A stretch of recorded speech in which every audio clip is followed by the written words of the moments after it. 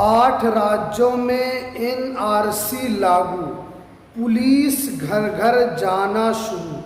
काफ़ी बड़ी अपडेट निकल कर आ रही है पूरे भारतवासियों के लिए।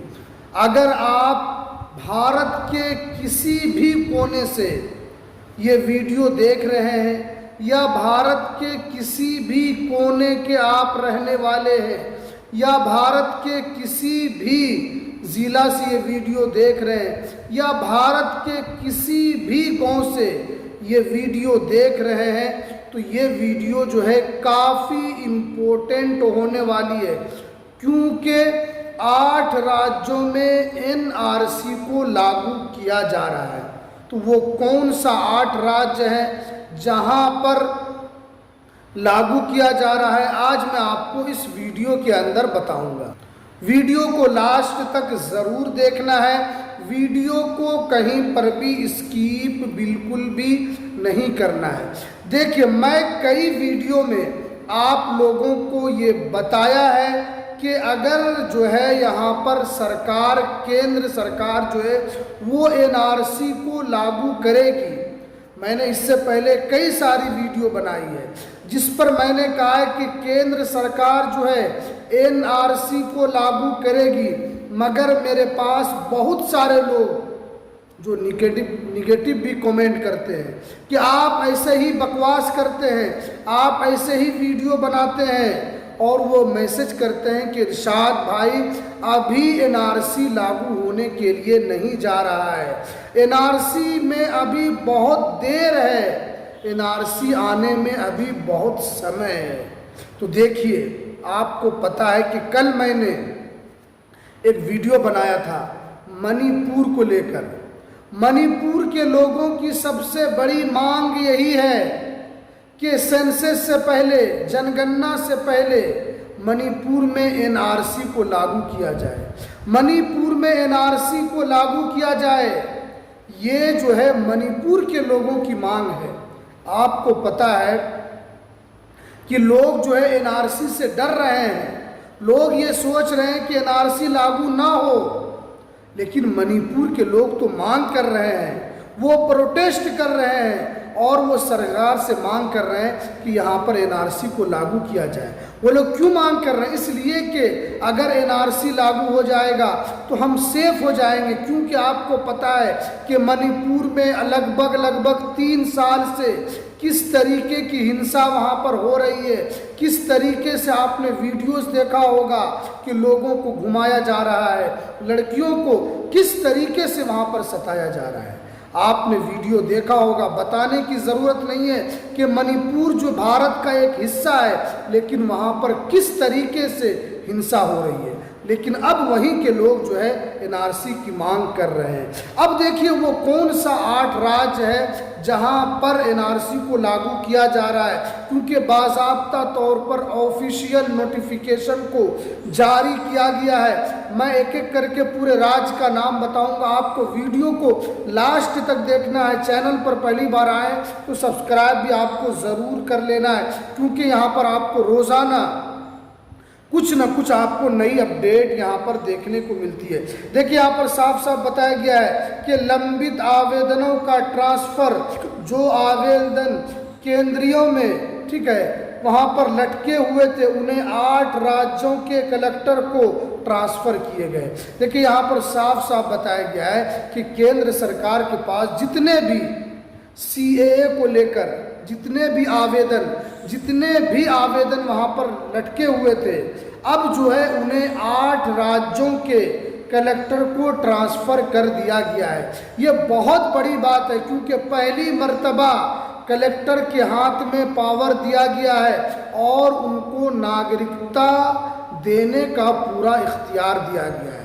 अब आपको फैसला करना है कि अगर आप इस 8 राज्य से आप आते हैं तो ये आपके लिए बहुत बुरी खबर है, ये आपके लिए बहुत सावधान होने वाली खबर है। तो देखिए, यहाँ पर बताया गया है, जैसे यहाँ पर बताया गया कि राजस्थान को यहाँ पर ट्रांसफ़र किया गया है। पंजाब से अगर आप आते हैं तो पंजाब को भी ट्रांसफ़र किया गया है, बंगाल, गुजरात, उसके बाद देखिए त्रिपुरा, जम्मू एंड कश्मीर, लद्दाख, इन सारे राज्यों को जो है यहाँ पर ट्रांसफ़र किया गया है। यानी एक तरीके से जिसकी सुगबुगाहट बहुत दिनों से हो रही थी, जिसको लेकर मैं लगातार वीडियो बना रहा था, जिसको लेकर मैं लगातार आप लोगों से कह रहा था कि आपको सतर्क हो जाना है, क्योंकि ये सरकार जो है कब किस वक्त किस चीज़ को लागू कर दे वो किसी को पता नहीं। अब देखिए यहाँ पर बताया गया है कि सीएए इन 8 राज्यों में लागू किया गया है।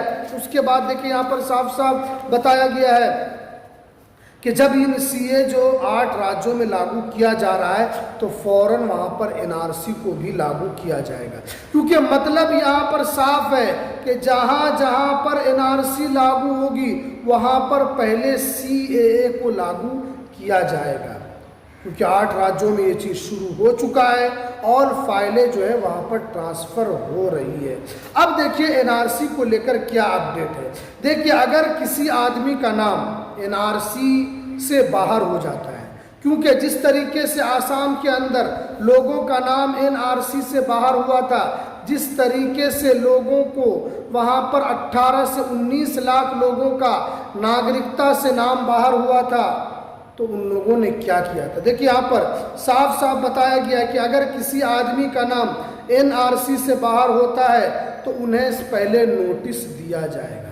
ऐसा नहीं है कि अगर आपका नाम बाहर हो गया तो आपको यहाँ से बाहर निकाल दिया जाएगा, दूसरे देश में भेज दिया जाएगा, ऐसे नहीं। देखिए यहाँ पर बताओ, उन्हें सबसे पहले नोटिस भेजी जाएगी, फिर उन्हीं नोटिस को आपको देखना है और उसी नोटिस के ज़रिए से आपको अपने वकील से मदद लेना है। यानी आपको नोटिस भेजी जाएगी।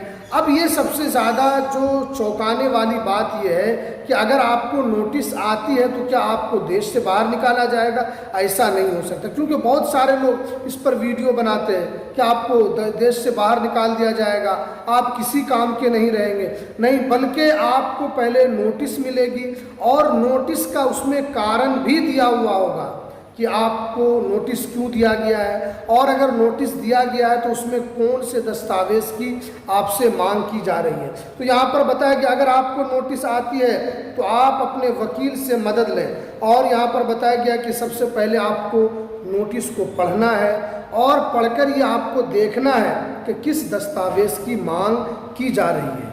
उसके बाद आपको जब पूरी बात समझ में आ जाएगी, आप अपने वकील को दिखाएंगे। तो यहाँ पर ऐसा नहीं कि फ़ौरन आपको कहीं डिटेंशन सेंटर में या आपको कहीं डाल दिया जाएगा, बल्कि आपको पूरा मोहलत दिया जाएगा। आप हाई कोर्ट से लेकर सुप्रीम कोर्ट तक का दरवाज़ा खटखटा सकते हैं, आप देश की सबसे बड़ी सर्वोच्च अदालत तक आप जा सकते हैं। यहाँ पर आप लोगों के लिए जो है एक तरीके से कानूनी रास्ता जो है वो पूरी तरीके से खुला हुआ है। यानी इसका मतलब साफ है कि आगे आने वाले दिनों में सरकार इस पर ज़रूर फैसला लेगी और जो है सरकार इस पर जो है कड़े रुख को लागू करेगी, क्योंकि मणिपुर से इसकी शुरुआत हो चुकी है, वहाँ पर एनआरसी की मांग हो रही है। सरकार तो यही चाह रही है कि कहीं से भी इसकी मांग हो और फिर वहाँ पर एनआरसी को लागू किया जाए। वहाँ पर एनआरसी के ज़रिए से परेशानी किसको होगी? सबसे ज़्यादा मुस्लिम समाज के लोगों को परेशानी होगी। आप हिंदू भाई को नहीं होगी, सिख भाई को नहीं होगी, बौद्ध भाई को नहीं होगी, जैन भाई को नहीं होगी।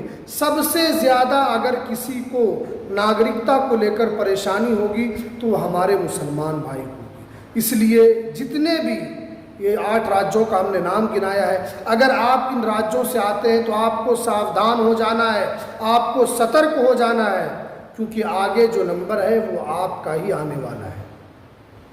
ऐसे सरकार तो पूरे हिंदुस्तान में कराएगी, ऐसा नहीं कि सिर्फ ये 8 राज्यों में ही कराएगी, क्योंकि जितने भी सीएए के मामले हैं इन सभी 8 राज्यों के कलेक्टर को ट्रांसफ़र किया गया है और यही इसका निष्पादन करेंगे और यही जो है नागरिकता के लिए यहाँ पर लोगों को प्रमाण देंगे।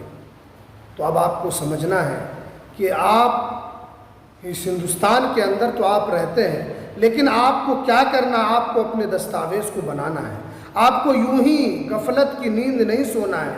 ख़ास तौर पर मुस्लिम समाज के लोग जिनके नाम में बहुत त्रुटि है, जिनके नाम में बहुत सारी गलती है, अगर आपके नाम में गलती है तो आपका हाल भी उसी तरीके से होगा जिस तरीके से एक आसाम के अंदर अमीनुल शख्स के साथ हुआ था।